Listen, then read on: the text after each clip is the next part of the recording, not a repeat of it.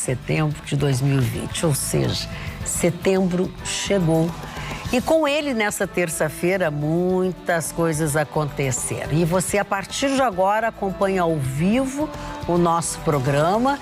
Nós, com as nossas imagens da TV Pampa, estamos chegando aos lares de mais de 11 milhões de gaúchos.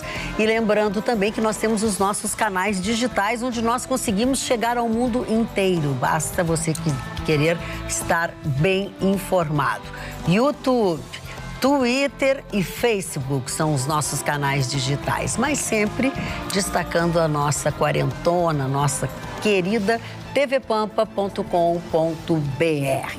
1º de setembro, terça-feira, não tinha jogo de futebol, mas aos 48 do segundo tempo, o prefeito Nelson Marquesan teve um resultado na justiça muito bom. No momento em que a esgotar o prazo que ele tinha, um mandado de segurança assinado pelo juiz Cristiano Villalba Flores, da terceira vara da Fazenda Pública do Tribunal de Justiça, suspendeu o processo na Câmara Municipal de impeachment do prefeito. É claro que isso teve as suas razões, mas entre elas uma já se imaginava, é que não houve uma efetiva análise, apreciação da defesa pela comissão do impeachment em caráter, essa decisão é em caráter liminar.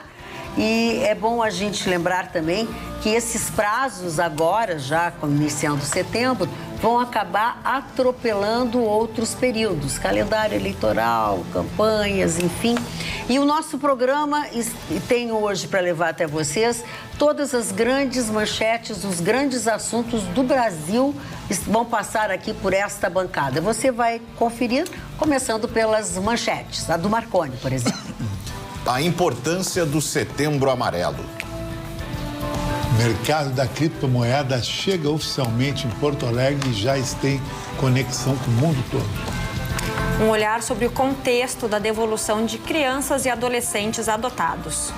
O tombo histórico do PIB no segundo trimestre do Brasil. Restaurantes e comércio poderão voltar a abrir aos sábados aqui em Porto Alegre. Governo federal prorroga auxílio emergencial por mais 4 meses. Senado e Câmara vão propor a derrubada da portaria do Ministério da Saúde sobre aborto. Eu quero voltar ao que eu comentei antes, que foi a liminar que suspendeu o impeachment do prefeito Marquesan e que vai acabar coincidindo, provavelmente, os prazos da Câmara com os prazos da Justiça Eleitoral.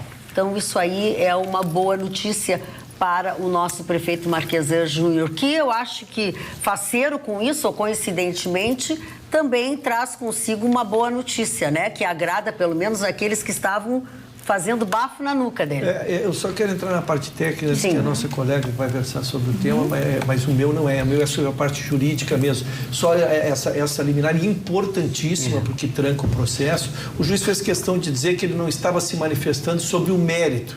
O que ele estava se manifestando é exatamente o que nós tínhamos abordado, que estavam sendo suprimidas algumas fases, algumas investigações, pedidos de testemunha, cerceamento de defesa. Então, o que o juiz disse foi isso: tranca o processo, deixa eu examinar com mais calma e depois ele volta a se manifestar. Lembra quando a gente falou do número excessivo de testemunhas do próprio 20, né? Marquesan, do próprio prefeito, e fazendo justiça, o Gustavo Vitorino virou e disse: isso é uma estratégia de defesa que pode ser usada, e o prefeito fez dessa forma, com todo direito, para que exatamente o que está acontecendo hoje era o objetivo, que houvesse, então, uma liminar falando exatamente em cerceamento de defesa. E há uma acusação ali dentro da manifestação do prefeito, dos seus advogados, é de que há uma ordem, tu não pode botar em pauta, né? A Câmara tem uma ordem de assuntos. Eles botaram... E eles pegaram o assunto lá de trás, porque havia interesse, pegaram lá de trás e botaram na frente.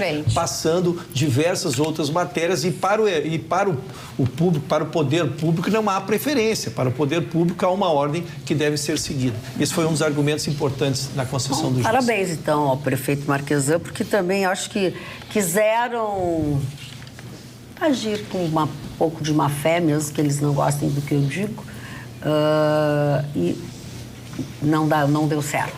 Mas ele está começando a abrir um pouco, mas ao mesmo tempo eu estou lendo aqui que, de novo, tem as emergências estão lotadas. Estão lotadas. Magda, ontem, casualmente, nós falamos, eu trouxe a notícia de que nós lamentamos os restaurantes, principalmente fechados aos sábados. Então, o prefeito Nelson Marquesan Júnior, na tarde de hoje, ele se reuniu com lideranças empresariais da cidade desses segmentos e anunciou a assinatura de um decreto que vale a partir de amanhã, onde autoriza o funcionamento do comércio e dos restaurantes e bares no sábado.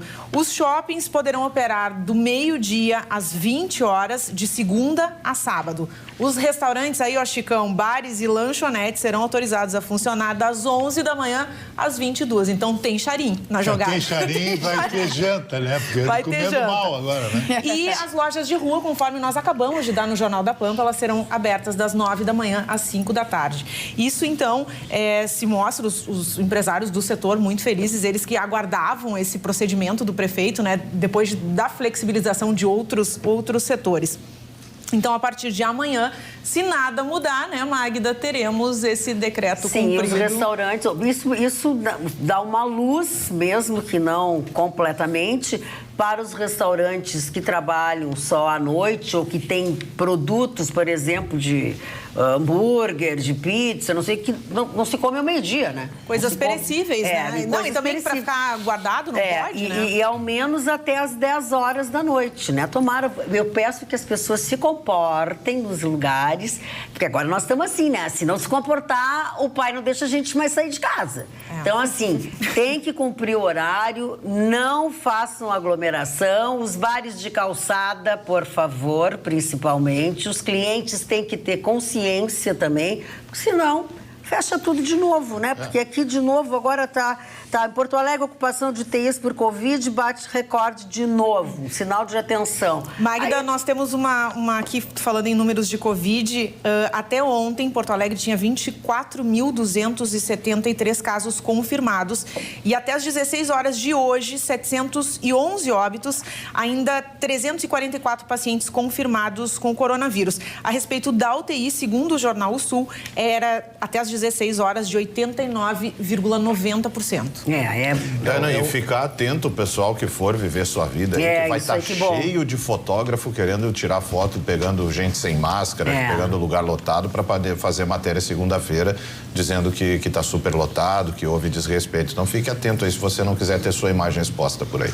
Além de ter imagem exposta, não ter fechado de novo o que está sendo dito. Eu quero dar um depoimento, foi um dia muito, muito aprazível para mim, porque eu fui trocar meus presentes. Né? Recebi presentes e estive em 3 shoppings. Mas foste trocar por tamanhos e coisas assim, tamanho, não, gosto meus. Não, é que trocar a gente nunca sabe. É que numa idade que não acerta mais o tamanho, quando eu tô gordo, tô magro, quando tô magro. Quando tá gordo, quando tá magro, puxa um pouquinho ele essa gravata que ela voltou a malhar e cresceu. Dei uma aumentadinha, dona Alice, o treininho tá voltando. Mas exatamente foi isso, não encontrei, Marco, ninguém sem máscara, A entrada dos shoppings continua rigoroso, teve uma pessoa que quis parar, uma que não queria deixar na testa, queria na mão ali, já tem essa bronca também. Não, tem tu sabe que já tem essa bronca, tem gente que não quer deixar na testa porque não sei se vai fundir o motor, não sei o que vai acontecer. Não, vão roubar dados. Vão roubar dados. Sei que até isso, mas muito controle, o movimento acontecendo, as lojas com pouquíssimos atendentes também, eu acho que eles estão revezando, isso faz parte. Sim, também, eles não estão. Então a gente tem que ter paciência, mas foi muito bem. Eu insisto, assim, que foi o que a gente está dizendo. Vocês não vão me dizer como é que eu tenho que fazer. Acontece que se a gente não fizer isso, vai fechar de novo e a gente vai ficar sem nada de novo, porque efetivamente está muito complicado. Acho que o Marconi falou exatamente isso. Tem que usar máscara. Onde pode sentar 3 pessoas, não pode sentar 4 numa mesa, pelo amor de Deus, gente. Senão vocês vão dar munição para fechar tudo de novo. Entendeu? Se você acha que ninguém manda em você, mas pelo menos pelos outros você tem um pouco de... Eu só gostaria de trazer uma informação boa. Eu acho que sair 4 pessoas, 2 casal, uma coisa brega até. Não é isso. Total. Já viu o James Bond sair com um amigo e com uma namorada? Não. É só pra infectar. Você já viu o James Bond botar uma máscara? Eu também não. Tá Ficar de quarentena? Também não. Chicão, primeiro que vai ter o filme do James Bond em novembro, mas a gente fala sobre isso depois. Só queria trazer a informação hoje que o Imperial College de Londres divulgou que a taxa de infecção, de transmissão é a menor no Brasil desde abril. Tá. O que é, né, o Ruschel falou recentemente, caiu de 1 para 0,94. Então, temos notícias ruins, a gente até explicou o que é esse 0,94, né? Que a única forma de terminar mesmo com isso vai ser esse índice estar sempre abaixo de 1. Ou seja, que tu não estás infectando o mesmo número de pessoas, e sim um percentual a menos. Né? Muito bem. Eu queria falar sobre uma outra coisa, mas eu acho que ainda a gente não pode mostrar, então aí eu não posso falar. Eu queria juntar um assunto do Covid com o outro, mas daqui a pouco eu volto para o outro. Carla, a tua manchete também é muito importante. A minha manchete trata do auxílio emergencial, que se liga também com a manchete da Roberta, porque foi um grande investimento do governo federal que ajudou na economia nesses últimos tempos.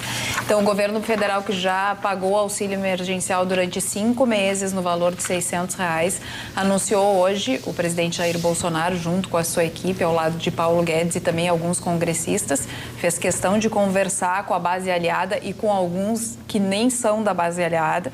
E através de medida provisória, então decidiu que vai continuar com o auxílio emergencial durante mais 4 meses, não vai ser no valor de R$600, baixou esse valor para R$300. O presidente Bolsonaro disse que para quem recebe é um valor baixo, que na verdade cobre apenas o necessário, mas para quem paga é um valor alto ainda para o governo federal fazer esse que vai dar um rombo no nosso Exatamente, ano que vem, são mais 100 bilhões, quer dizer, já foram 50 bilhões a cada mês desses 5 meses dos R$600 e agora soma-se a isso mais 100 bilhões, valores que então o governo federal está dando e está dando de forma, e é positivo, porque além de injetar o dinheiro na economia, esse dinheiro circula, as pessoas também que estão desassistidas, pelo menos têm essa ajuda emergencial.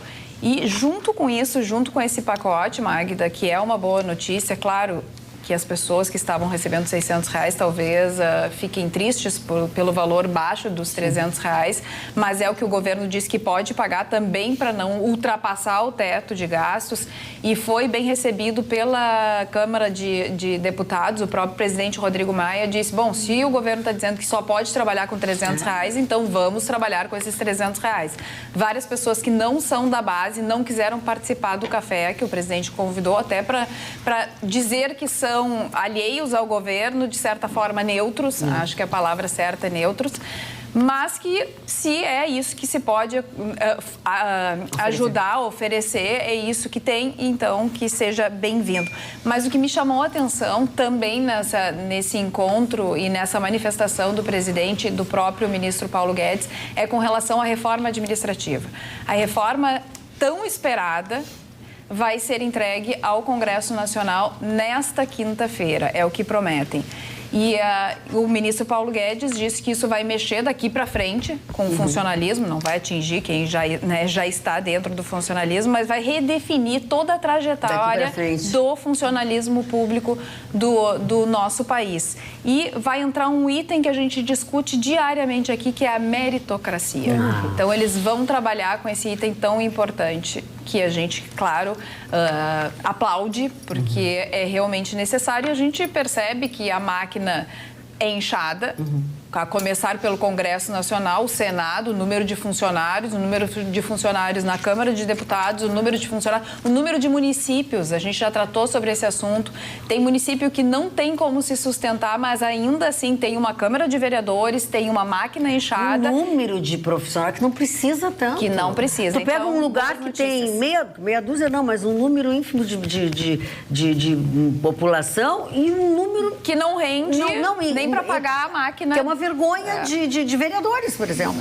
E para vocês, só para a gente ter uma noção, salário mínimo, tá? Salário mínimo atende, como eu disse ontem, a milhões de pessoas. 49 milhões de brasileiros usam o salário mínimo como sua referência para sobreviver, tá?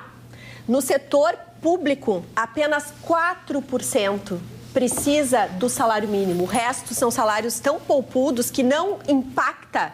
Detalhe, nós ontem estávamos discutindo aqui que o salário mínimo vai aumentar no ano que vem R$22. E vejam a tentativa de juízes que estão ali. Tentativa não, eles venderam, né, as suas férias para ganhar mais recursos. Nós vimos aí classes de trabalhadores que já têm uma estabilidade, que têm ali o seu trabalho garantido, o seu emprego garantido, querendo valores a mais. Então, o desrespeito e a falta de consciência, eu prefiro chamar assim, do que significa dinheiro público, que não é meu, nem seu, nem de ninguém, é nosso. E como a gente ganha esse dinheiro público, que é com impostos, é produzindo, é justamente fazendo o setor privado produzir.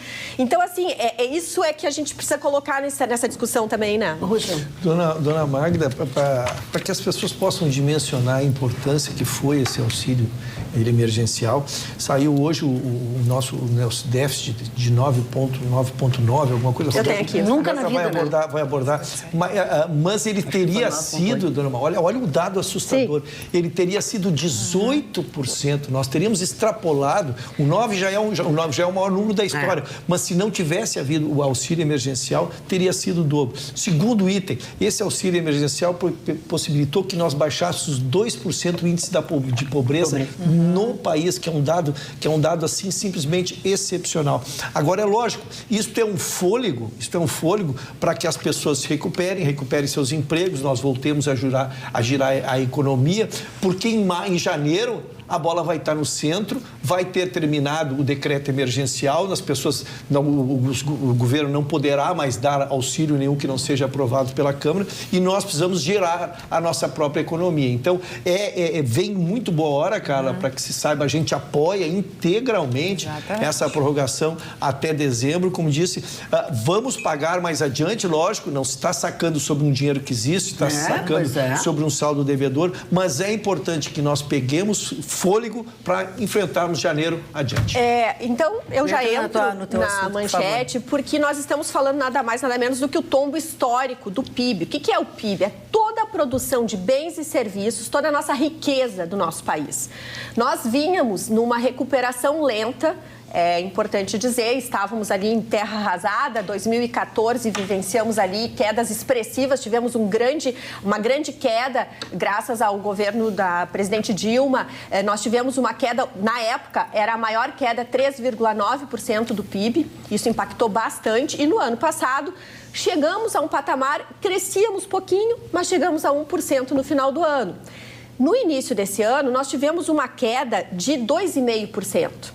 Isso já impactou no primeiro trimestre. E aí era aquilo que nós estávamos falando. Quando as decisões do Supremo, a decisão do Supremo de oferecer, de tirar o governo federal da jogada e determinar que a quarentena fosse decidida pelos governadores e prefeitos, e esses governadores e prefeitos decidiram fechar a economia, esse cálculo era de 18%.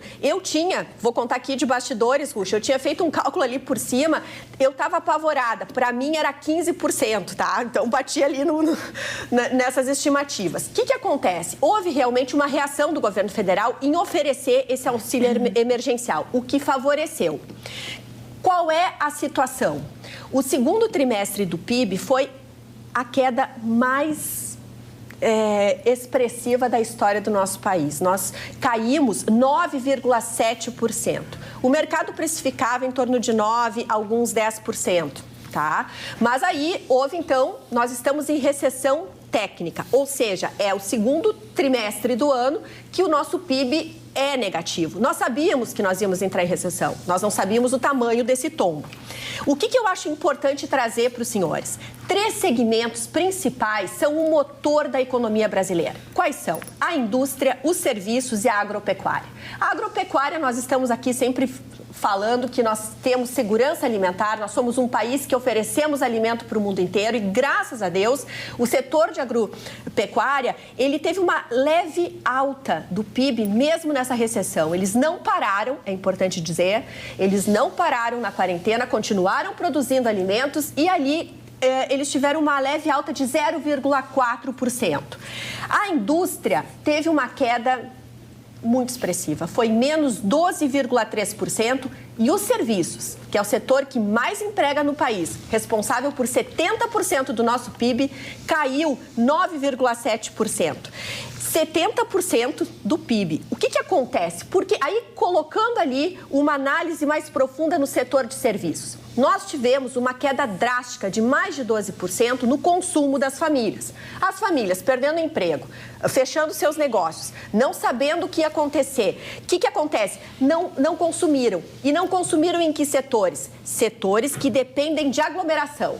Hotéis, salões de beleza, bares e restaurantes foram os mais atingidos e terra arrasada para essa turma. E aí, né, a gente viu essa situação. Em comparação ao mundo, nós não ficamos tão mal, graças a esse auxílio emergencial. Deu déficit? Deu. Nós estamos com as contas no vermelho. Desde 2014, nós, governo federal, nós, Brasil, somos que nem aquela família que estamos no cheque especial. Desde 2014. Nós vamos ficar 13 anos no cheque especial.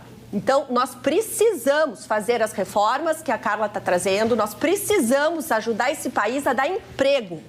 E aí, o que acontece? Em comparação aos outros países, a maior economia do mundo, Estados Unidos, o segundo trimestre, menos 9% do PIB. Caiu 9%. Reino Unido caiu 20,4%. A França, menos 13,8%. A Alemanha, 9,7%. E olha que curioso, a China cresceu nesse segundo trimestre 11,5%. Então, o que eu quero finalizar, ontem eu trouxe aqui o orçamento para 2021 que o governo federal aumentou, engordou para o Bolsa Família.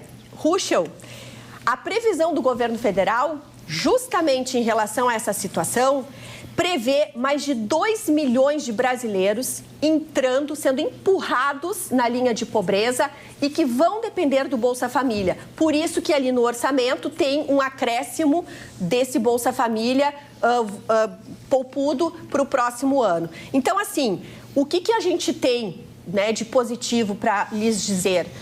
Em economia, o fundamental é a gente ter muita noção do tamanho do poço. E isso a gente está vendo que o governo está consciente do tamanho do rombo. E está declarando. E está declarando e está puxando pelo Congresso Nacional para trabalhar a favor do brasileiro e parar de trabalhar a favor do seu próprio voto. Queres falar sobre isso, cara? Eu quero, porque eu acho importante esse comparativo. É importante que as pessoas saibam, apesar de que eu acho que todo mundo já sabe disso, que não foi só o Brasil que caiu, né? Que teve, com exceção ali da China, como a Roberta trouxe, da Índia, que cresceu 0,70%, e aí vem os outros países em queda. O Brasil ficou ao lado, por exemplo, da Alemanha, que também teve uma queda de menos 9,7%. Reino Unido, menos 20%. Né, por cento. Mas eu trouxe um dado específico, porque aqui no programa a gente discutiu bastante durante a quarentena com relação a um país que foi a Suécia. A Suécia, diferente dos seus vizinhos, Finlândia, Noruega, Dinamarca, ela adotou um sistema de quarentena mais brando. Ela não fechou as coisas como os outros países dos seus vizinhos fecharam. E aqui a gente discutiu, tá certa a Suécia, tá certa a Finlândia, tá certo os outros países. E, na verdade, a gente agora tem um comparativo que é a queda do PIB com relação ao que foi feito na Suécia e ao que foi feito nos seus países vizinhos. E, pasmem os senhores, a Suécia é que teve a maior queda do PIB. A Suécia teve menos 8,60%, aí depois vem Dinamarca, menos 7,40%, Noruega, menos 5,10% e Finlândia, menos 3,20%. Essa Finlândia, Noruega, Dinamarca, todas adotaram uma quarentena mais severa. No entanto, a Suécia não, e a Suécia teve uma queda no PIB maior do que em comparação aos países que são vizinhos, fazendo um comparativo daqueles países que estão perto, que têm o mesmo regime, talvez econômico. No sistema. Gostaria de só comentar a última excentricidade dos dados que trouxe a Roberta, é que a China, ela começou antes. e ela voltou à economia antes, por isso que o semestre dela apresenta já uma positividade. Ela conheceu. E ela conseguiu fazer uma coisa que nenhum país conseguiu fazer. Ela segregou 10 milhões de pessoas mesmo e não entrava e nem saía, e a gente sabe como é que funciona lá. Certo ou errado, eu não sei, mas eles tiveram um índice muito baixo de mortes e conseguiram que a sua economia se recuperasse. Então, eu considero que eles têm dados que nós teremos agora no próximo trimestre. E parece que é uma coisa mais ou menos parecida. Inclusive, Ruschel, em Wuhan, as escolas já voltaram a funcionar, né? Onde foi o berço aí da pandemia do coronavírus, as escolas já estão funcionando. E por aqui, o proposto, já liberado pelo governador, as coisas não foram tão bem assim. O governador anunciou hoje que pretende que as escolas abram agora 8 de setembro. É a nova data para o ensino infantil. Depois do calendário vai 21 de setembro, ensino médio geral, 21 de setembro, ensino superior, a rede pública, rede estadual, ensino médio, 13 de outubro, depois 28 de outubro, ensino fundamental 2, que é do 6º ao 9º ano, e 12 de novembro, ensino fundamental 1, do 1º ao 5º ano. E as escolas infantis?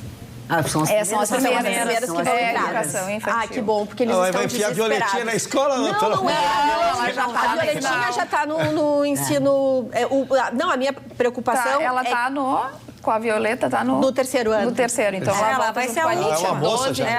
O meu vai ser o último também. Não, mas a preocupação é que, assim, nós temos a Fabiane Vieira, aqui que eu tenho, ela entrou em contato na semana passada comigo que há um grupo que chama Movimento de Escolas Infantis Privadas do Rio Grande do Sul. E eles estão desesperados, porque há já uma quantidade muito grande no Rio Grande do Sul de escolas infantis privadas que já estão fechando, porque não tem por onde. E são escolas fundamentais para ajudar essas mulheres, as mães e as famílias que precisam voltar ao trabalho. Quer dizer, há de se pensar na rede de apoio. Então, Roberta, então fica ali Roberta, esses dados, esse movimento, eu trouxe essa manchete, acho que no mês passado, a gente conversou, e os números são impressionantes. A gente tem que ficar feliz mesmo de estarem retornando ainda, que de forma que seja facultativo. Aliás, nessa idade é facultativo, acho que até os 6 anos, dos 4 aos 6, mas com certeza não vai ter esse problema, porque os números são impressionantes, dos números de escolas de ensino infantil que fecharam já ou queriam fechar até outubro. E mesmo assim, com esse retorno, vai ser um retorno diferente. Vai ser um número bem menor de crianças que vai voltar e as pessoas não vão poder pagar o que pagavam. Mas tudo bem, pelo menos quem precisa tem a opção, que esse é o problema. Opção, claro, sem dúvida alguma. Já que nós estamos falando sobre opções, né?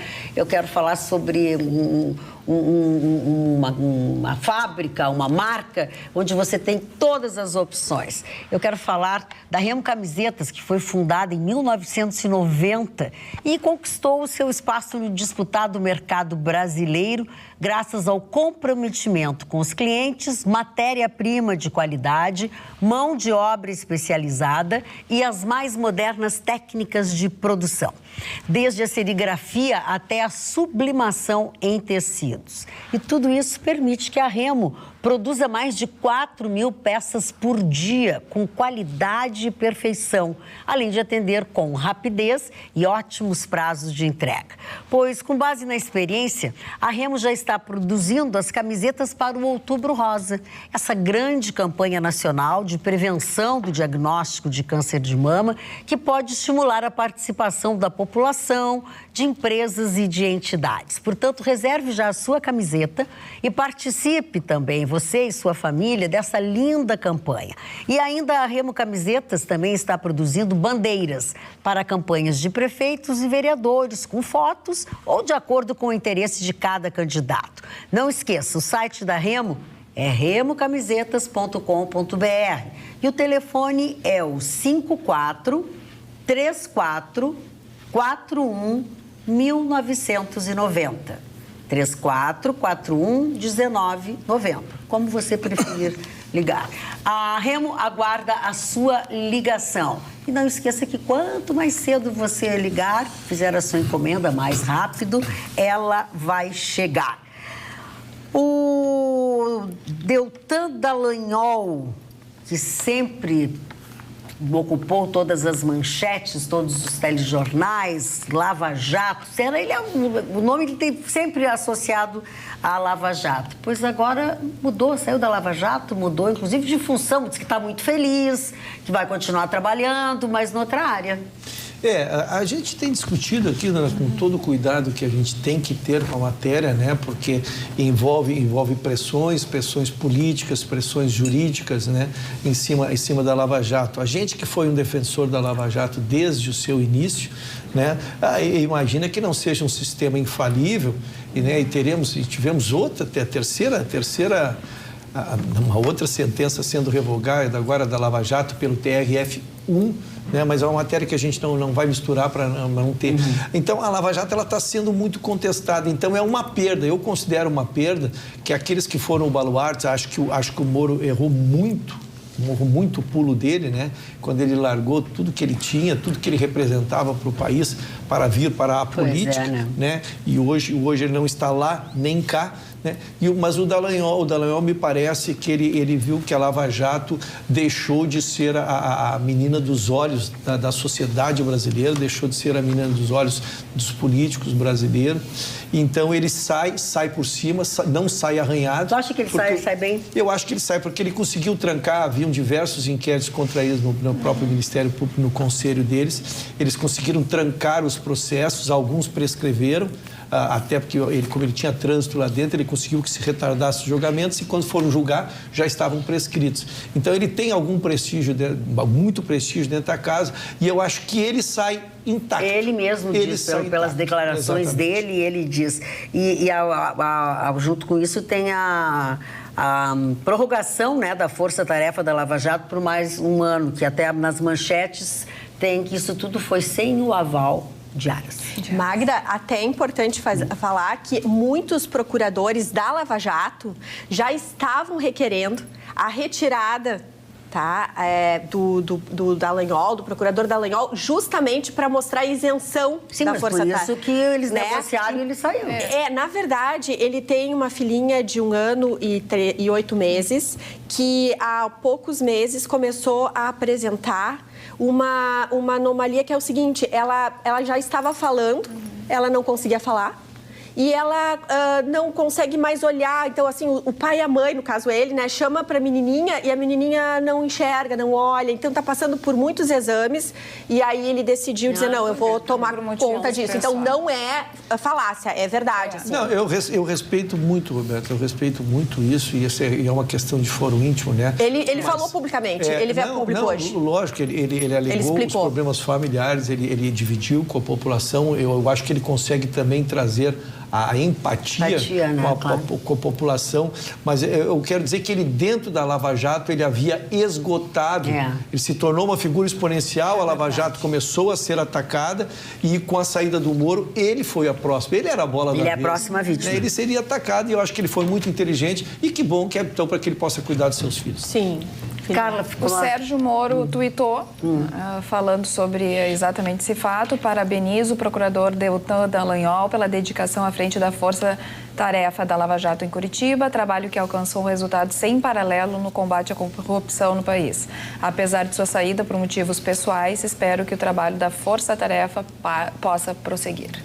Amém. Que passe um anjo e diga amém. As manifestações dos nossos telespectadores aí, Ari? Então, olha que interessante. A Thaís Moraes pede a nossa atenção para uma situação, a gente já falou aqui algumas vezes, mas o abuso dos preços no supermercado. Pergunta, cadê o PROCON para fiscalizar? Diz que está demais, está fora do orçamento de uma família. O azeite mais acessível custa R$ 6,39. Aí a gente vê, né, também com esse aumentinho do salário mínimo, vai ficar difícil recompor. O Rogério Oliveira, Magda, lembra que hoje é dia do profissional de educação física. Opa! Então, parabéns aos profissionais de educação física. A gente gostaria tudo de estar fazendo mais exercício, né, Marconi? Sim, senhora. Isso aí. E o Gilney Dias... Tá bem nessa aí? Tô gostando desse teu jeito. Sim, senhora.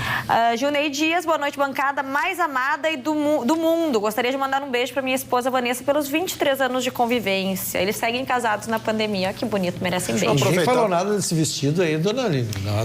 A senhora só foi modesta. Tu gostou, né, Uxel? Ele não, ainda não. ainda não. Tô Ninguém aberta para comentários. Aberta a comentários. Dona Magda, o Chicão parece um deputado. Cláudio Gil de Viamão. Gosta dessas... Não gosto. Não gosto porque eu não... Não, tu começou com até queria. Não, até queria ganhar o salário dele. Ah, bom, tá. Para ganhar esse salário tem que fazer muita ginástica. Mas o Chicão tá bem abençoado hoje. Mas, dona Magda, eu vou falar o seguinte, tenho orgulho de ser gaúcho em algumas coisas. Como tem empresários que nem o Dr. Jefferson Dias, que trouxe a segunda, só tem 2 lugares no Brasil onde a criptomoeda é oficial. Porto Alegre e São Paulo. A Complex trouxe a Binance, que é uma mega operadora coreana e chinesa, nasceu na Coreia e foi para a China para trabalhar com moedas criptonitas. Porque o dinheiro esse que nós estamos usando daqui a 5 anos não existe mais. O dinheiro vai estar tudo aqui no celular, num aplicativo, e hoje um dos maiores investimentos do planeta. Porque RDB, CDB não dá nada, dólar é um rolo que sobe e desce, bolsa é manipulada. Então, os analistas de economia que pregam esse tipo de investimento estão pregando um tiro na água, porque não existe. E eu acho que a criptonita, a moeda de cripto, tendo em Porto Alegre e São Paulo, Porto Alegre se tornou, eu acho que um polo, principalmente perto do Uruguai e da Argentina. Isso aí é uma coisa muito interessante. E ele me explicou uma coisa que eu achei muito legal. Por que a empresa dele e essas grandes empresas da Ásia, no caso, usam o dragão como símbolo? E fez uma analogia ao touro de Wall Street. E isso me enriqueceu muito culturalmente, que eu achei muito legal esse tipo de colocação. O dragão, porque o dragão, normalmente, quando era o dragão da mitologia grega, ele tinha asa. O dragão chinês foi cortada a asa. Então ele tinha que largar fogo. Por quê? Porque o dragão, o fogo é o símbolo da transformação. E depois eu vou chegar no rabicho da Roberta, por que a China deu a volta por cima e os outros não estão dando a volta por cima. E o touro de Wall Street, por quê? Porque os 2 símbolos americanos, o touro, que simboliza o búfalo, e o urso, eles são bem antagônicos. O urso ataca de cima para baixo e o touro para cima, de baixo para cima. O que significa? Que a bolsa de Wall Street tem que crescer sempre para cima. Então, achei muito legal isso aí. Então, um beijão, um abraço ao grande Jefferson. Mas por que a China ela vai dar a volta por cima sempre e o mundo ocidental não vai dar a volta por cima? Porque existe, primeiro, sabedoria milenar chinesa, isso aí, irrefutável. Segundo, a China não tem a pretensão, nós somos muito arrogantes no Ocidente, os chineses não têm. Já viu um playboy chinês? Ator chinês é raro, atleta chinês não tem, tem milionários até discreto. Nós aqui aconteceu o seguinte, eu me lembro como se fosse hoje, estava em janeiro e Atlanta estourou o Wuhan. Fechar uma cidade de 11 milhões de pessoas, a China tem um vírus. Trump, uma gripezinha, você já teve gripe nos Estados Unidos. Bolsonaro, a mesma coisa. Europa, mais ou menos. Moral da história, Estados Unidos o número 1 da pole position do coronavírus e o Brasil o número 2. Não vão reagir nunca. O que a China fez? Bloqueou o Wuhan, bloqueou tudo e começou a fabricar insumos e materiais para o Ocidente que não... Como é que eu vou combater o coronavírus? Não tenho ventilador, não tenho máscara, não tinha nada. Os Estados Unidos não tinha máscara. Então, uma vez eu comentei com o Russo aqui, houve um carregamento de material para o Brasil e Miami, os Estados Unidos sequestrou. Então, essa arrogância, o Trump pagou com a eleição, já está morto. A última pesquisa que rolou hoje, está até na internet, o Biden disparou, não ganha mais, o Trump ganha com a família dele só.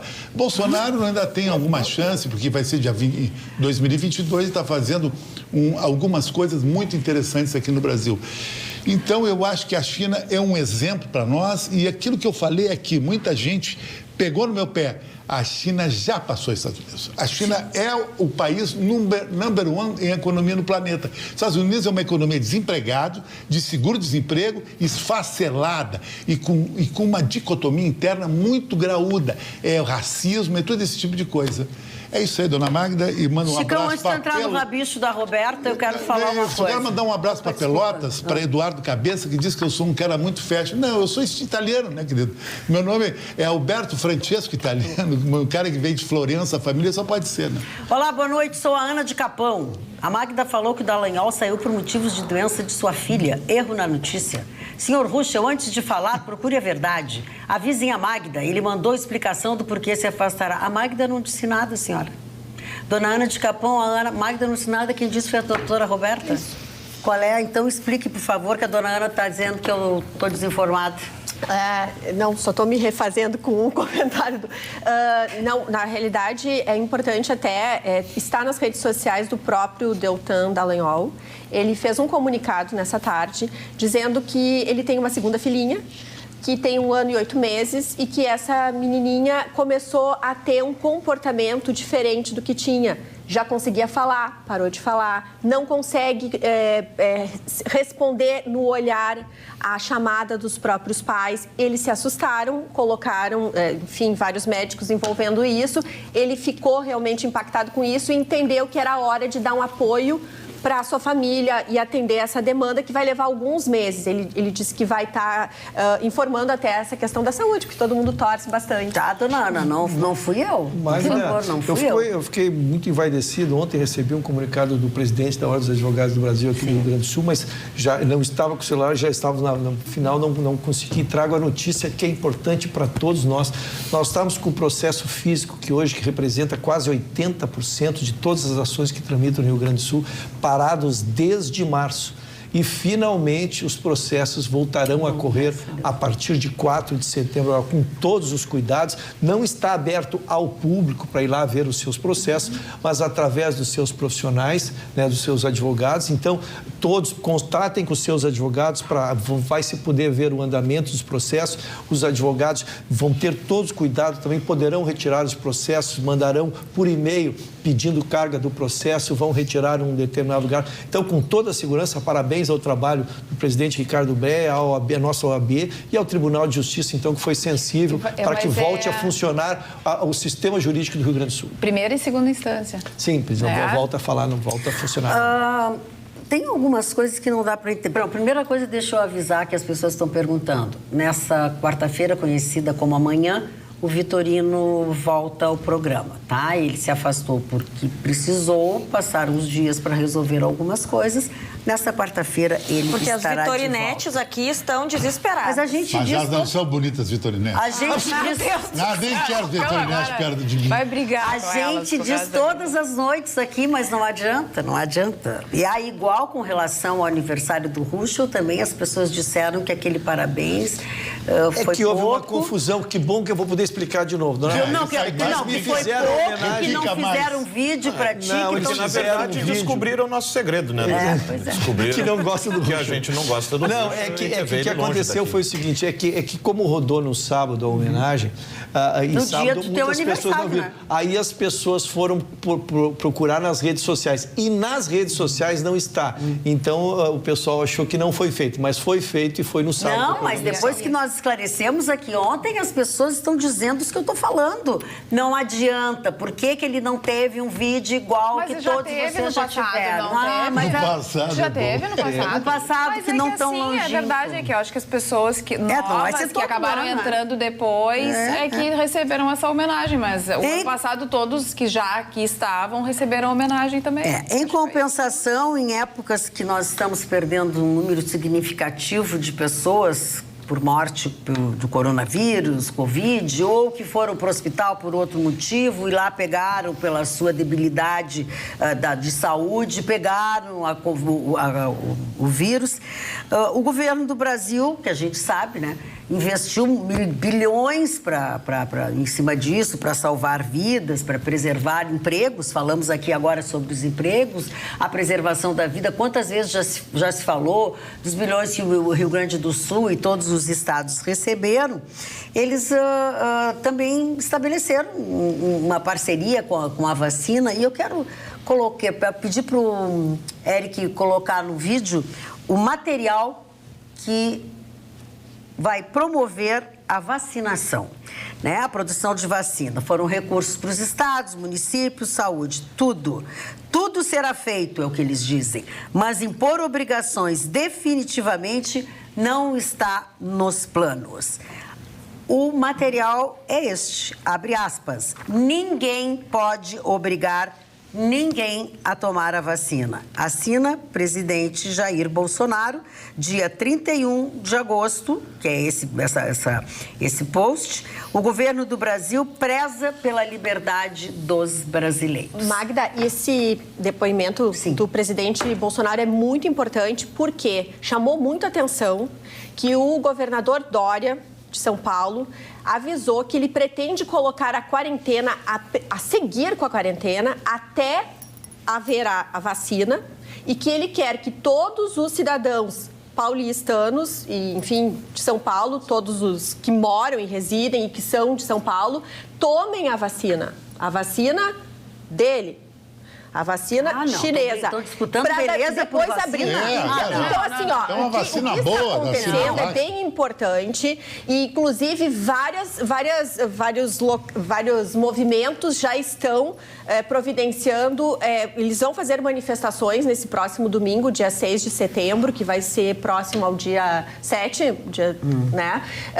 Contrários a isso, querendo que se retire, que haja o impeachment do governador Dória em razão dessa situação, porque ninguém mais está conseguindo parar com esse governador.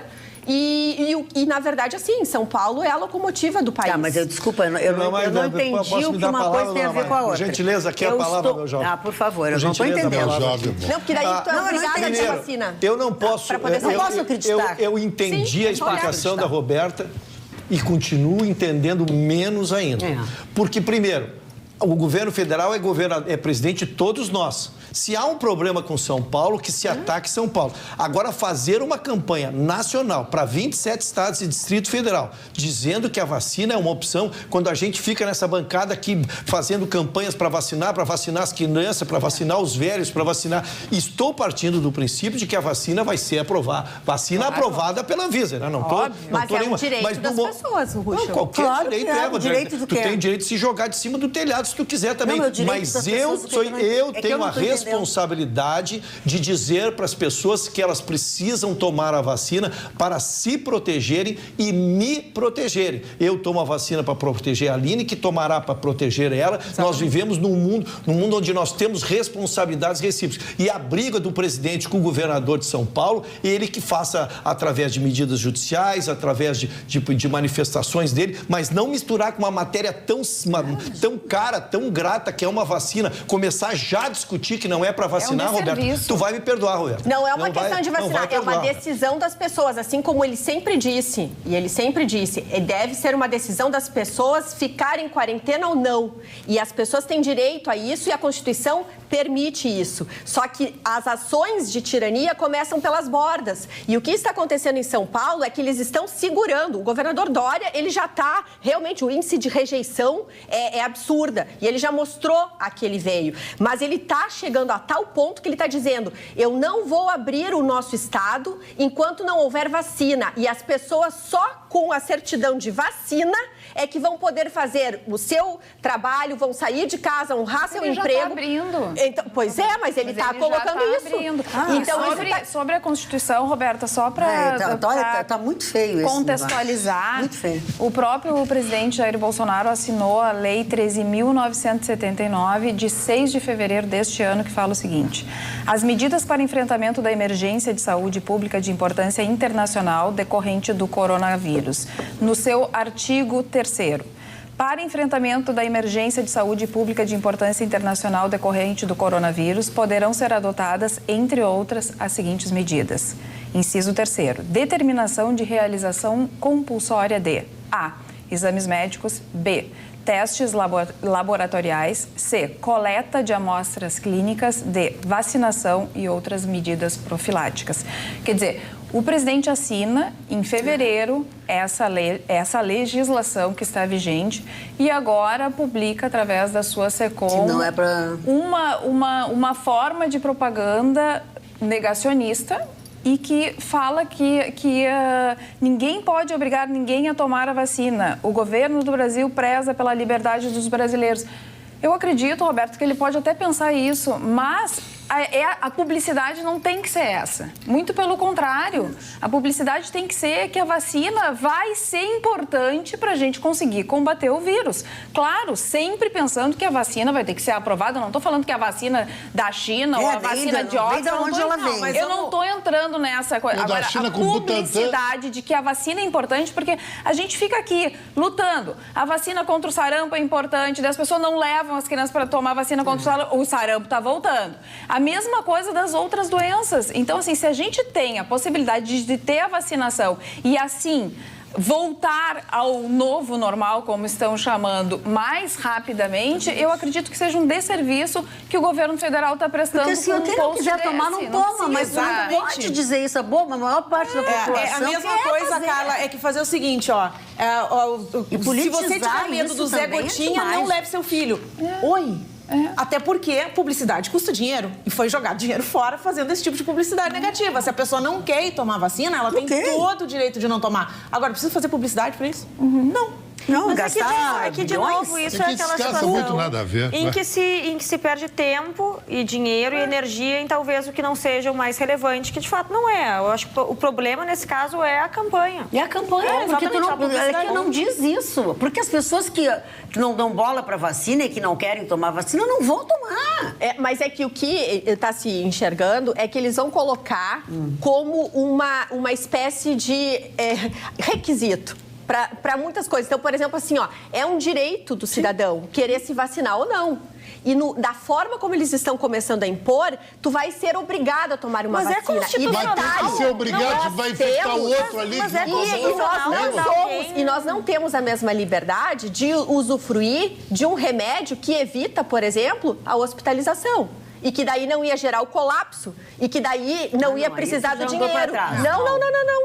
É que aí é que tá. Essa atitude no quebra-cabeça da jogada toda, a gente começa a perceber onde é que eles querem chegar. E isso a gente está enxergando e o povo está enxergando. Então, assim, ó, quem tem e quem quer e quem acredita, se vacina, evidentemente, mas não a ponto da gente chegar assim, olha, tu tens que trazer aqui o comprovante da vacina. Poxa... Se a gente tinha outra forma de resolver... Entrar no Amazonas não é obrigado, por exemplo, a tomar... Mas tá certo, é exatamente isso aí. Eu vou cunhar uma frase aqui, não fiquem bravos comigo. Seremos notícia mundial de novo. Sim. O único país no mundo que vai defender... não aceita a vacina. Contra a vacina. Vamos ser notícia de novo. Fique em casa. Fique em casa, não está esperando a vacina para tudo se encaminhar, para se recuperarem. É verdade. Mas, dona Magda, só 30 segundos, os médicos trabalhando, cientistas queimando as pessoas. É tanta ignorância, dona Magda, que essa vacina, ela é uma vacina social. É a metade brasileira do Butantan e a metade chinesa, Sinovac, dos maiores laboratórios do planeta.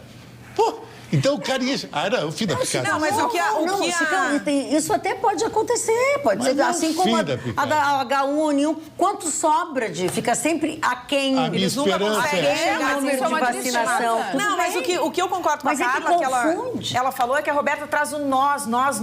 Eu acho assim, cara, o Ruxo falou, é um problema de São Paulo. O que nós aqui no Rio Grande do Sul temos a ver com São Paulo e o resto dos outros 26 estados tem a ver com isso? Então, que ele direcionasse a São Paulo. Vai metralhar o governador de São Paulo. Agora, não gastar dinheiro em propaganda, atingindo os outros estados que não tem nada a ver com Sérgio Moro vem aí, é a minha esperança. Com Mandetta. Agora tá. É hoje.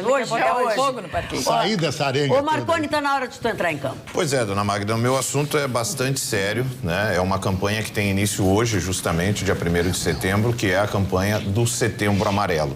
É um assunto bastante delicado, até conversei hoje à tarde com a produção, né, para ver de que forma a gente poderia abordar isso, porque é uma campanha de conscientização e prevenção ao suicídio, que tem números impressionantes aqui no Brasil. Não se fala muito nisso, existem algumas regras dentro do jornalismo, por exemplo, para se noticiar casos disso. E abordar esse assunto é sempre muito delicado, porque hoje tem a expressão gatilho, né?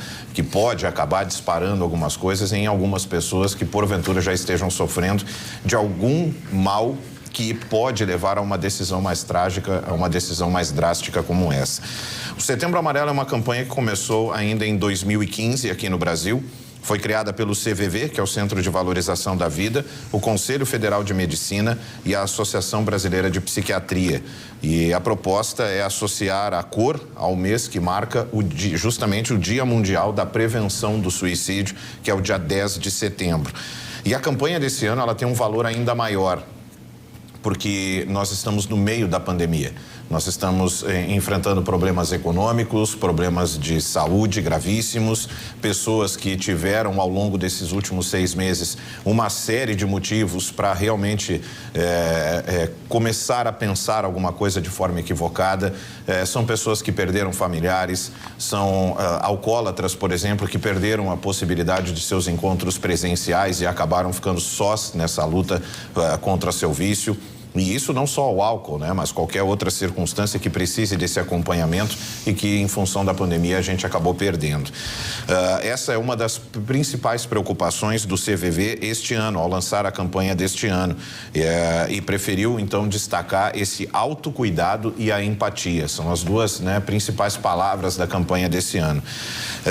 É uma campanha bastante interessante. No canal do CVV, no YouTube, existe um vídeo que foi publicado na sexta-feira, dia 28, e que é interessantíssimo. O CVV ampliou o seu quadro de pessoas que estão atendendo em 10%, ou seja, para oferecer ainda mais atendimento. Eu vou deixar já de antemão. Eu vou falar sobre as formas de entrar em contato com essas entidades. Então, primeiro, a página do Setembro Amarelo, setembroamarelo.org.br, tem lá tudo direitinho, todos os objetivos, como você pode ajudar, que normalmente a gente entende a campanha como de pessoas que precisam de ajuda, mas a campanha também atinge aqueles que querem oferecer ajuda, porque precisar de ajuda sem ter quem ajude é muito difícil.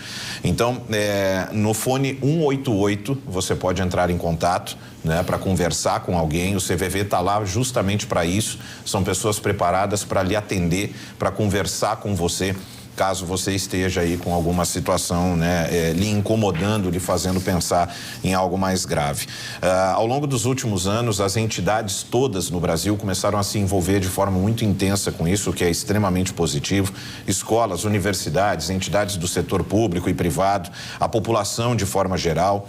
Nós já tivemos, por exemplo, em outros anos, Cristo Redentor, o Congresso Nacional e o Palácio do Itamaraty, o próprio Estádio Beira-Rio aqui no Rio Grande do Sul, o Elevador Lacerda na Bahia, alguns desses grandes pontos turísticos que acabaram também participando da campanha, seja iluminando o local, seja distribuindo material.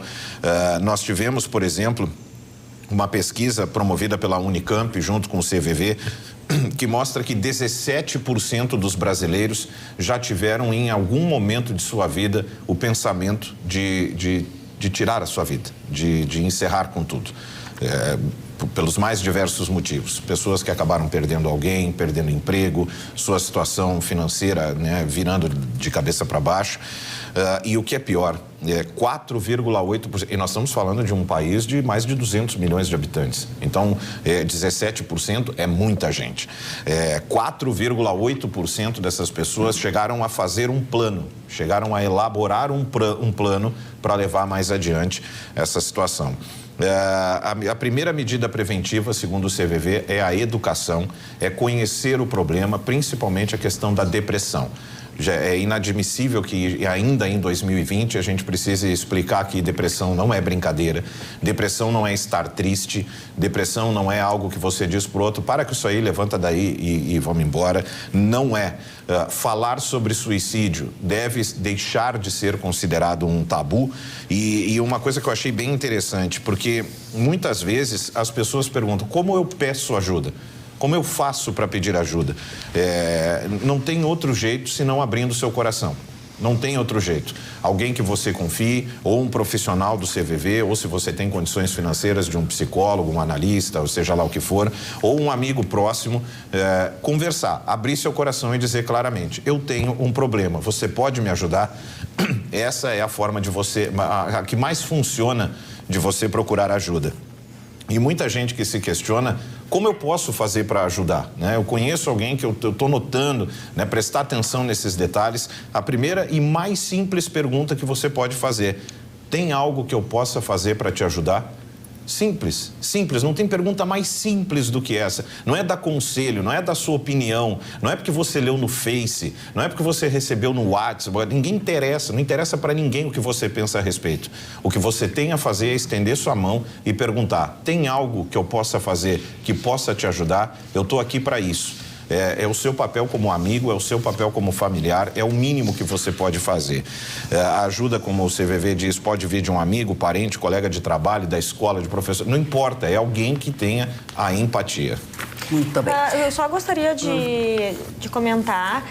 Existe, assim, no imaginário popular a ideia errônea de que a pessoa, não, mas quando quer se matar, a pessoa vai lá e se mata mesmo, ela não fica só pedindo ajuda. Isso, as campanhas têm reiteradamente dito que não. Fique atento aos sinais, porque, em geral, a pessoa, quando ela chega ao extremo, né, de realmente cometer o suicídio, ela já deu sinais antes. Então, para quem está ao redor, sim, eles... Fique alerta. Dona Aline, eu acho que a grande contribuição que, mais uma vez, a ciência deu é que eu sou de uma geração que ainda isso era coisa de louco, isso era coisa de mãe, isso era tristeza, né? E hoje está diagnosticado como uma doença. Há remédio para tu regular. Há remédio para tu regulares, né, dona Marta? Dentro do teu organismo. Nem precisa sofrer mais por isso. Tu não precisa mais sofrer. E acompanhado de um tratamento emocional psiquiátrico, que é muito importante.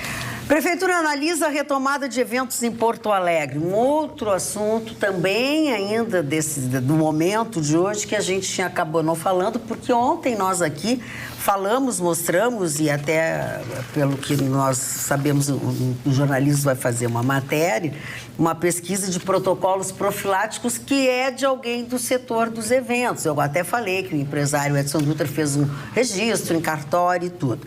E aí a notícia está no ossul.com.br ou no Ossul, baixa o aplicativo na plataforma da sua preferência e você tem a informação atualizada 24 horas. O Comitê Temporário de Enfrentamento ao Coronavírus da Prefeitura de Porto Alegre fez uma videoconferência nesta terça-feira com os representantes do setor de eventos para tratar justamente dessas medidas de segurança, visando a retomada das atividades do segmento. E foram apresentados os dados do quadro epidemiológico, do novo coronavírus, enfim. A proposta dos representantes do setor, que vai ser analisada por esse comitê, é realizar na capital testes de eventos exclusivos e gratuitos para profissionais da área, com o propósito de capacitar e treinar as equipes organizadoras. Eu acho que está sendo por um bom caminho também.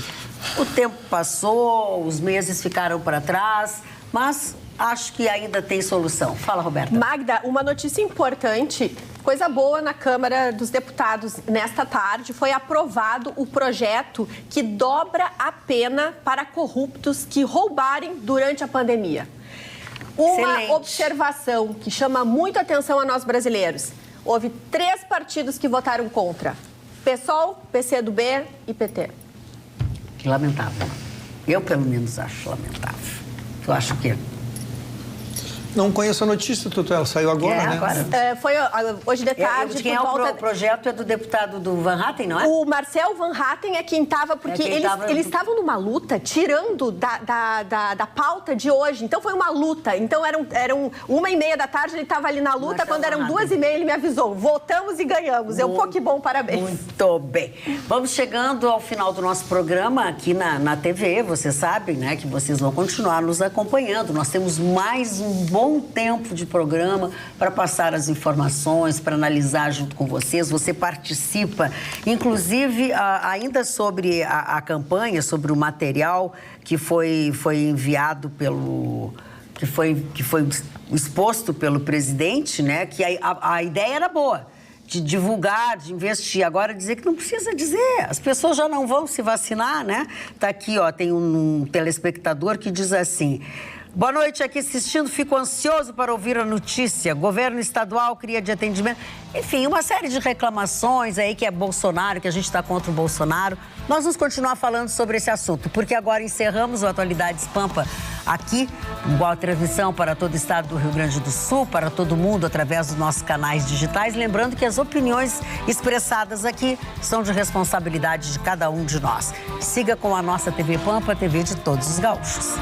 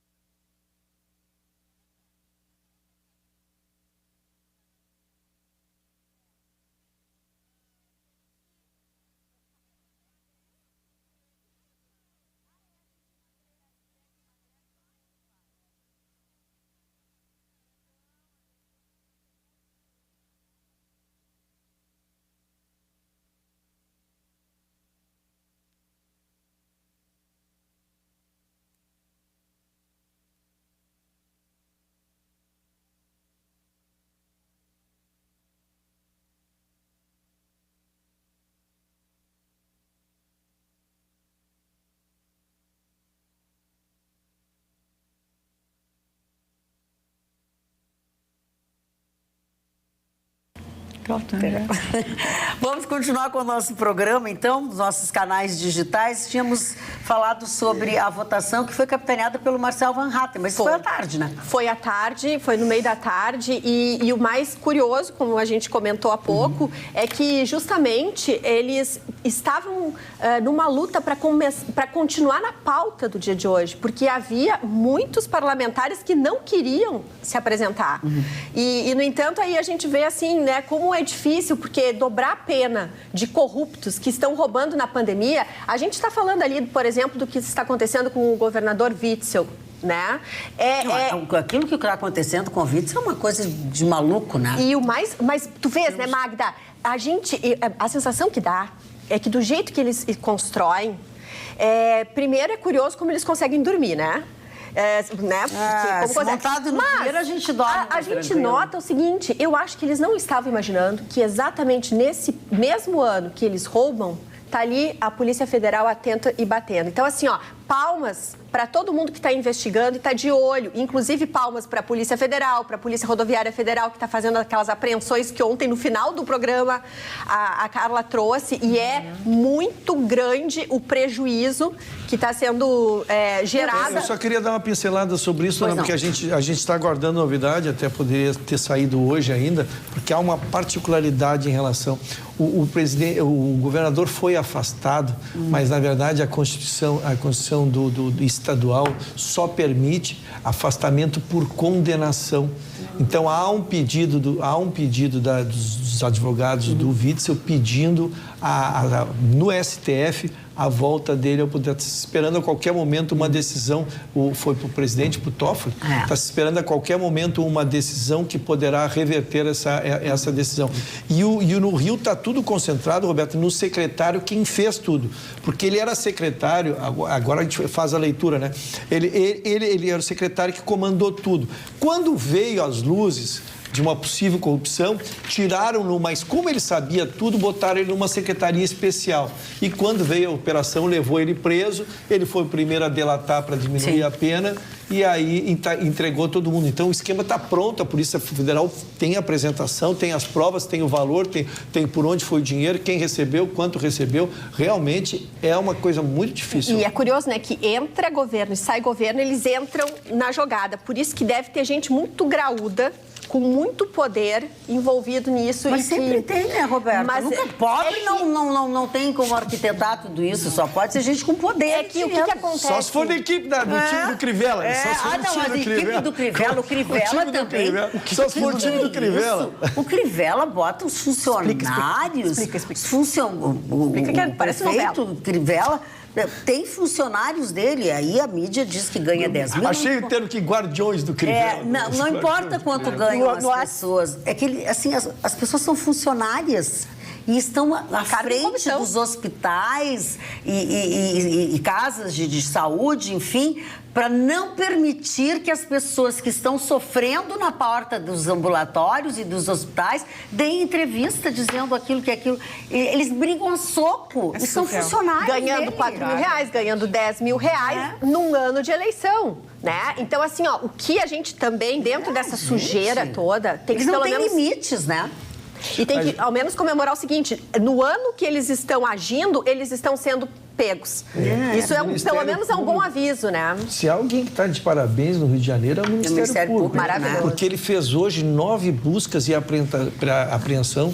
E o Bretas? Ele pegou o celular... O Marcelo Bretas se destaca. O Bretas, mas o Bretas é da Lava Jato, condenando todo mundo. Mas o Ministério Público coordenou essa busca e apreensão de 9 pessoas, uma delas o coordenador, que era o coordenador do WhatsApp, que quando tu chegava no local tinha que mandar a tua foto, estou aqui, derrubamos a empresa tal, derrubamos a empresa...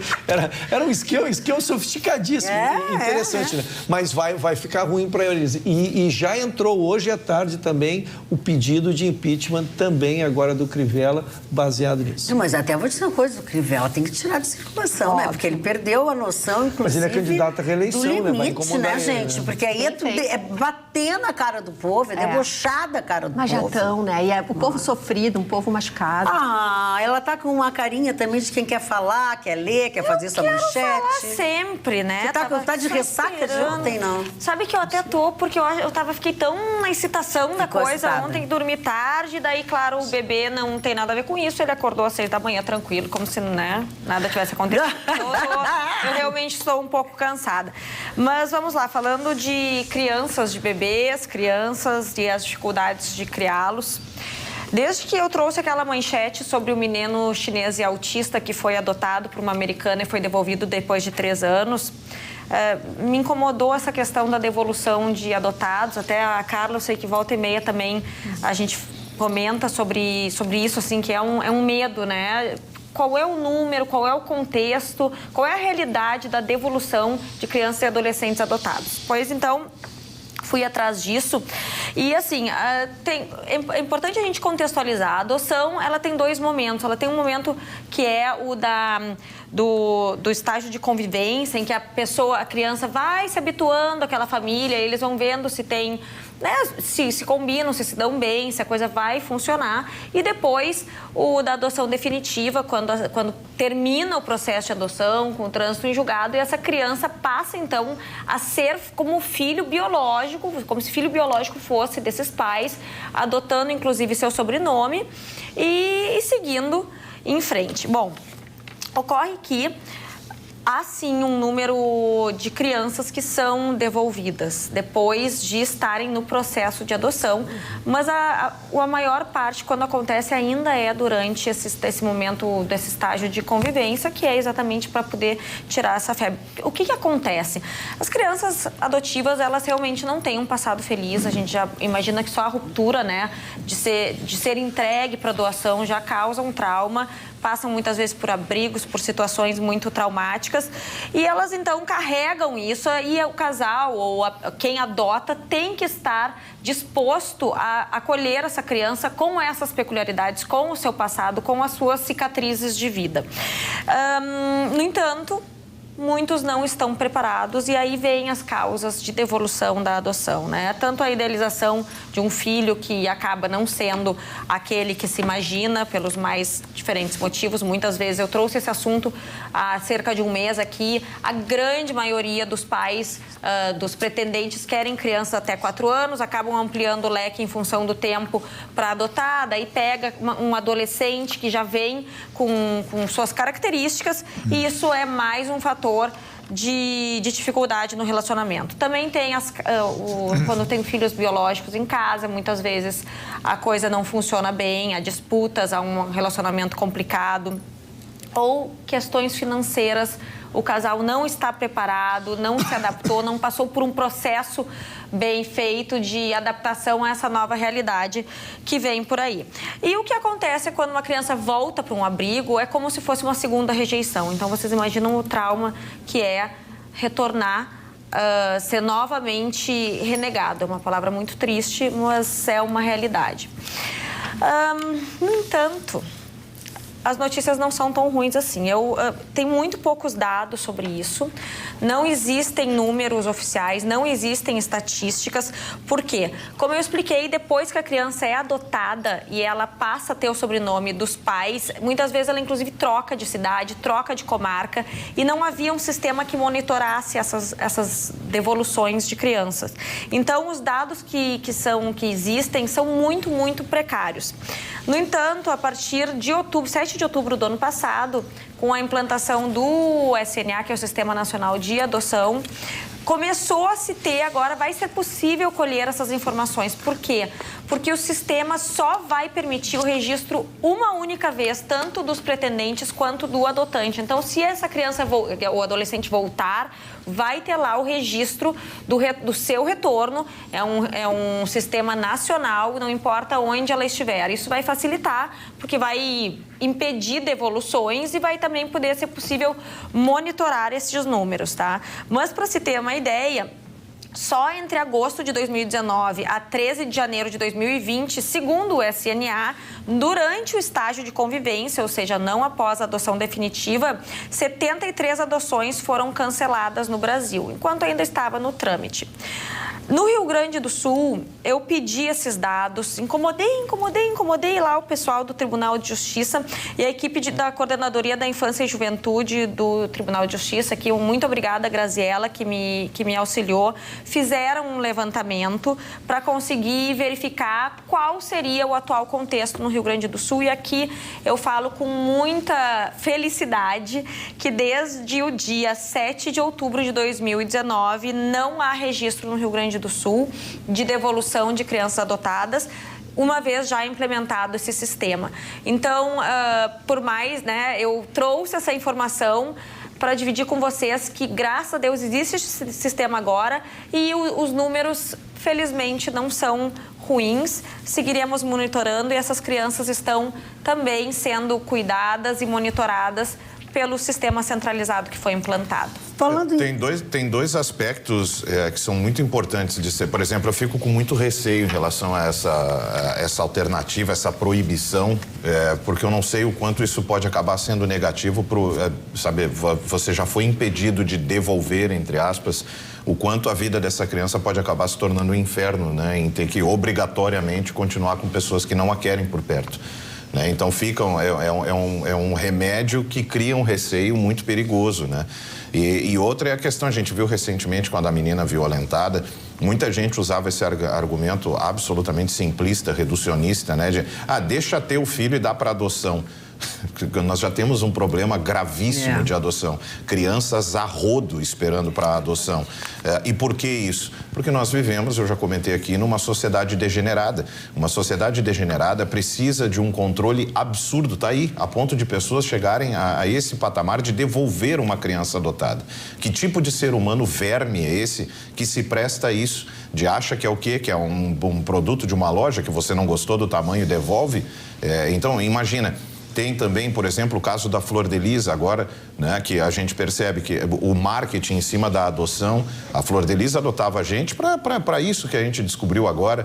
Muitos artistas que adoram posar por aí, que adotam uma criança por semana, mas quem cuida é as empregadas, não recebe nem o mínimo de atenção, mas que para tirar uma foto, botar no Insta de ultra para frentex, esses adoram fazer isso. Então é um problema muito grave. A solução, claro, a gente caminha para buscar uma solução, sim, mas é uma solução que deixa com receio.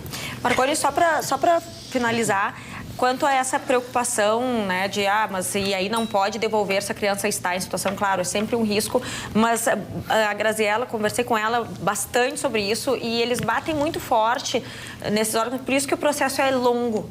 Sim. Porque ele realmente requer uma série de avaliações e, portanto, é isso que justifica também esse número de devoluções durante o trâmite, para que quando ocorra a adoção de fato, isso não aconteça. E, graças a Deus, aqui no Rio Grande do Sul, no último ano, não tivemos nenhum caso. Quero dizer aos senhores que eu vou botar um pouquinho de humor aqui nessa nossa conversa. É um humor negro, mas eu achei engraçadinho, já que ele falou na Flor de Lis, o Marconi. A má sorte do povo brasileiro foi o Lula não ter casado com a Flor de Lis. Muita coisa poderia ter sido evitada. Ruxa a tua manchete. Dona Magda, a minha manchete versa sobre aquele assunto que foi terrível para nós, que estarreceu o país, que foi aquele estupro daquela menina de 10 anos. Agora e aquilo provocou, na verdade, um debate muito grande. E o Ministério da Saúde, que eu lembro, continua sendo dirigido por 7 pessoas que não são ligadas à saúde, resolveu legislar sobre a matéria e alterou a portaria. Que ele criou 3 requisitos básicos sobre o assunto. Primeiro, que a estuprada deve dizer quem foi o estuprador. Essa é a primeira regra. Ela chega lá para ela ter o benefício. Nós sabemos aquelas 3 condições, né? De ela ter sido estuprada, ela ter risco de vida ou anencefalia. Ela para ter esse benefício que ele é legal, ela tem que cumprir esses 3 requisitos. O primeiro é exatamente esse, é dizer quem foi o estuprador. Segundo, se submeter a ver o exame de ultrassonografia, né, ouvindo o processo de convencimento para que ela olhe e confirme que ela quer fazer o aborto mesmo tendo sido, ela está vendo ali e aí ela quer confirmar. Não satisfeito, ainda antes de se fazer o procedimento, ela responde um questionário dezenas de perguntas e, especialmente entre elas, é o que eu digo, tendo que dizer quem foi o estuprador. Essa é a notícia, isso já está vigorando, a portaria já saiu. Tá? O que a Câmara e o Senado estão fazendo agora, porque a matéria impactou muito, porque primeiro se teme, o grande medo das mulheres que são estupradas é exatamente não contarem quem o fez, é uma forma de proteção. Então o que se teme agora? Se ela tem que chegar lá no hospital e dizer que foi o pai, que foi o avô, que foi o padrasto, que foi o irmão, que não sei, ela vai desistir. Claro. Exatamente. É um empecilho. Ela vai ficar não vai ter essa coragem. Intimada. Segundo, Intimidada, obrigada, Ana. Segundo, não basta tu ser estuprado, que eu acho que deve ser uma das coisas que mais pode violentar uma mulher, né? Tu tem que ficar na frente de um vídeo vendo uma ultrassonografia. Não, essa foi a medida mais podre que eu já vi até hoje. Olha... Isso está escrito, pessoal. Isso é de uma vulgaridade. Eu não estou criando. Não, concordo. É ficar ali e ainda tu, neste estado, tu chegou ali, tu tá vivendo toda aquela pressão, aí tu vai responder onde é que tu mora, com quem tu tem, com quem tu faz. Já vinha acontecendo. Só falta entregar a investigação, Marconi, a investigação ela é feita antes de perpetrar o aborto. Então, realmente, é uma agressão. A Câmara e o Senado se revoltaram com isso. Estão tentando uma medida legislativa para mudar a portaria e... Se o governo não revogar, foi pedido ao governo que revogue a portaria, vão entrar no Supremo Tribunal Federal tentando, porque uma portaria não pode legislar e a lei não cria esses pré-requisitos. A lei diz, se tu foi estuprada ou se tu tá correndo risco de vida, ou se tu tem que chegar lá e o hospital tem que fazer, não tem pré-requisitos. Então, esses pré-requisitos, teoricamente, seriam ilegais. Então, essa é a matéria que está. O governo se manifestou dizendo que estava apenas regulando a matéria, adaptando a uma legislação moderna, mas eu acho que vamos ter desdobramentos. Se não tivermos através da Câmara e do Senado, há já uma proposta de entrar no Supremo Tribunal Federal para cancelar esta portaria. Já imaginou, mano? Essa portaria. Portaria. É mostrar o ultrassom e só falta ter do lado um kitzinho completo com um pentezinho, uma carteira para entregar pro Dia dos Pais também. Que tal isso? Que tal homenagear o pai também, até convencer a pessoa que já não chega. Eu achei uma das maiores vulgaridades que já se fez até hoje. E me espanta o silêncio das mulheres. Me espanta dos grupos, dos movimentos, né? Porque, tem toda a violência. Cara, é sério, uma mulher foi estuprada e tu vai fazer ela olhar o fruto daquela violência, tentando dizer, olha aqui, tem certeza que quer tirar? Tem? Esse é um lado de olhar o fruto da violência, mas também, assim, é algo que deve mexer muito profundamente. Mas, claro, muito mais do que isso. Claro, mas é que eu digo assim, qualquer mulher que fez uma ultrassonografia já sabe como aquilo é algo realmente muito que toca profundamente. Imagina numa situação dessas o dilema e a loucura na cabeça, vez, né? Na verdade, porque tu é estuprada e aí depois tu é violentada. Mas aí daqui a pouco tu pode ser levado a manter aquele bebê, porque realmente tu olha e talvez se comova. Eu não sei, eu não imagino o que pode acontecer com a cabeça de alguém. Eu acredito que o objetivo seja esse. Certamente. Mas isso pelo menos assim, porque o idiota e o fundamentalista, eles têm isso, eles nunca decepcionam, né? Assim, o que você espera deles, não tenha dúvida, você vai ter deles. Assim. Mas esse item também... Vem de algum ministério? Ministério da Saúde. A questão que impressiona também é esse das mulheres ter que dizer quem foi, né? Porque aí é como disse a Carlinhos, né? Mas e se não sabe quem foi? Tu fica com medo. E se não sabe quem foi? Mas aí vem o questionário, aí tu diz, mas onde é que tu mora? Quem mora na tua casa? Mas então aí tu passa por um processo prévio que a lei não diz. A lei diz, se tu foi estuprado dentro daqueles 3 requisitos, vai lá e aí está. Não, é que eu digo, não pode ser determinante, porque se a pessoa não sabe quem foi, não sabe quem foi. Não. Então... Só aí é uma coisa que não faz sentido. Quando for o caso de um estranho, porque partem do princípio que é sempre da família, sim, que é tudo meio... é um desconhecido, que é tudo meio flor de lis, né? Agora, quando for um estranho, um desconhecido, o que vai fazer? Desculpa, não identificou, sinto muito. Vai sair passa daqui. Ali agora e olha a ultrassonografia. Toma aqui o kit pro Dia dos Pais. Toma aqui, lamento. Não conhece, não sabe identificar, lamento. Cara, mais nada a dizer, dona Esse é um assunto que a gente tem até constrangimento de falar, falar, né? Tu não sabe o que dizer, isso é uma coisa tão absurda. Mas essas coisas das mulheres não se manifestarem e dessa coisa do constrangimento, em outras situações as mulheres sempre tiveram, agora não, porque tem a delegacia da mulher, né? Mas antes de ter a delegacia da mulher, era um horror uma mulher que apanhava ou que tinha sido abusada, alguma coisa, chegar numa delegacia só de homens, e as nossas delegacias são maravilhosas, né? Assim, tudo bem equipado, tudo bem reservado, né? Agora, como é estranho isso... Fiz Marconi agora. Porque, por exemplo, a Força... Agora tem a delegacia da mulher, isso que eu quero... Com salas especializadas para atendimento de vítimas de violência, vale ressaltar. Porque como é estranho isso, né? Agora a gente viu o caso da Flor de Lis, vimos a do Ioki lá, do empresário, aquela volta e meia, né? Tem a mulher da mala. E aí isso vira meme, né? Vira piada quando a mulher mata o cara, né? Há um choque, uma indignação. A gente está recebendo quantos hoje da Flor de Lis? Mas vira piada, ela matou, olha que legal. Eu li uma só que... Se fosse o contrário, não ia imagina um meme assim. fazendo piada do Bruno com a... Ai, não, como é que é? A Lisa Samúdio lá. Por exemplo, eu teria umas 8 ou 9 aqui, engraçadíssimas, mas imagina o que aconteceria com a minha imagem se eu fizesse. Queres notícia do Bruno? Queres notícia do Bruno? Tá fazendo propaganda de ração, né, cara? Está jogando na terceira divisão do futebol brasileiro no Acre. Mas é propaganda de uma comida de cachorro. O cara fez propaganda para uma marca.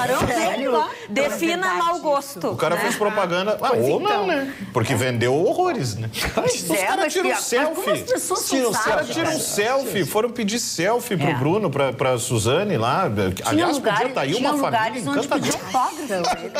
Ele teve até namorada. Teve namorada. Que podia ter. A Suzane teve namorada e namorado. Sim, que categoria, que talento. Que talento naquele presídio. Podia dar uma baita família, né? Botar o Bruno, a Flor de Lis, os Nardoni e a Suzane. Vai todo mundo morar na mesma barraca. Pra fazer um conselho. Não podia formar um partido.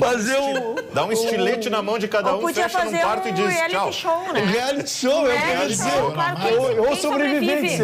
Ou Royal, um Fortnite. Hoje é tu que faz a comida. Tu imagina que... Mas é pra mim ou pros cachorros? E o Bruno já se apresenta. Parou. Que o clima melhorou, apesar do humor. Vou lá alimentar os cachorros, amanhã tem paredão. Nessa hora da noite peraí que a gente deve estar sendo detonado aqui na frente. Antes disso... Imagina o dia do paredão, que massa. Parou. O dia do paredão. Antes disso, eu quero mandar um beijo bem especial pra Débora. Débora, que é a minha cabeleireira, que faz a cor do meu cabelo também. Depois que eu cortei, as pessoas estão perguntando: quem corta teu cabelo? Quem corta meu cabelo é a Débora. Eu vou postar lá no meu Instagram, @CarlaKrieger. Me segue, que eu já marco ela e você já entra em contato. Beijo, Débora. E as pessoas perguntam gritando assim: quem corta o cabelo? Exatamente, assim, em letras garrafais. Quem corta meu cabelo? Não, só para complementar, que eu acho que é pertinente sobre esse assunto, Marco César Pereira Correia menciona aqui no YouTube 5 rebatedores falando e nenhum fala do objetivo da portaria de identificar mulheres que estão mentindo sobre o aborto. Também. Só para deixar registrado, talvez tenha, aliás, certamente tem muitos desses casos que querem fazer terrível, o procedimento. Isso que a gente fala, que até a gente esquece das outras coisas mais terríveis, que são as mulheres que mentem, é verdade. Um minuto para o teu texto, Chicão, teu drops? Tem uma coisa interessante sobre isso que elas falaram, no filme Os Assassinos, com a Julianne Moore, Stallone e Antônio Bandeiras. A mulher, na disputa, ela gostava do mais mal. A mulher tem esse lance, o mais mal fascina ela. O serial killer de Goiás lá, o cara da moto. Também namorava... Ele é recordista de carta. E antes dele era o do parque lá. Mas é que eles costumam ser sedutores e manipuladores, né? É uma característica. O maior crime nos Estados Unidos, o Charles Manson, matou a mulher do Polanski, a Sharon Tate e mais um pessoal. Ele é idolatrado nos Estados Unidos até depois da morte. Tem mulheres que queriam casar com ele, fizeram biografias dele. Mas é que eles entram na mente. Essa é uma característica de todos os serial killers. O assassino é mais fascinante que o cara normal. Aline, eu entendo muito o e-mail que nós recebemos aí, só que a gente tem que raciocinar que as clínicas clandestinas estão cheias de gente que coloca em risco a vida dessas mulheres, ao passo que ali esses assistidos é através de medicação, o risco da mulher é praticamente zero. Temos que pensar na mulher também. Já que vai fazer, sempre. Estamos encerrando a Atualidades Pampa de hoje, com transmissão ao vivo para mais de 11 milhões de gaúchos. Muito obrigada a você também de de qualquer lugar desse mundo que nos assiste pelos nossos canais digitais, YouTube, Facebook e Twitter, você continua conosco em nossas redes sociais. Lembrando que as manifestações dadas nesta bancada refletem a opinião de cada um dos seus comunicadores e não da nossa TV. Essa é a TV Pampa, a TV de todos os gaúchos. Boa noite, até amanhã.